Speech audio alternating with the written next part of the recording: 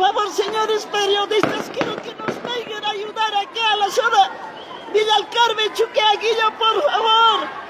Estamos atacados con los opositores, que no sean compañeros bolivianos.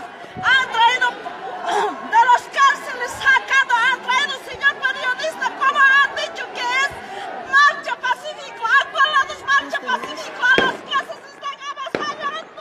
Nosotros, ¿qué culpa tenemos como los políticos si no somos vecinos de la zona? No somos pagados como ellos. ¿Qué están pensando en bolivianos los policías? ¿Por qué se han botinado para todos? ¿Nosotros qué culpa tenemos, señor periodista? Señor periodista, nosotros no tenemos justicia ni poder.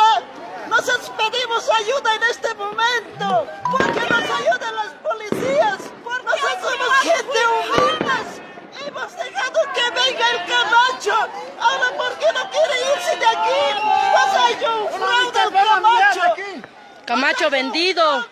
Camacho ha venido engañando, mintiendo a Bolivia, departamento a la paz, los indígenas nos han despreciado, nos han desvestido, nos han desmantelado.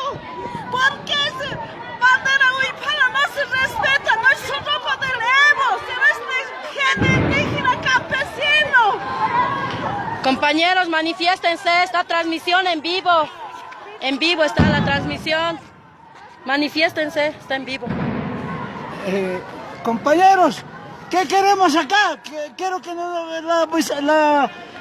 los vecinos que se levanten contra estos saqueadores, contra estos caras que hoy han pisoteado nuestra bandera, nuestra huipala. Compañeros, no vamos a dejar así. La lucha ha empezado.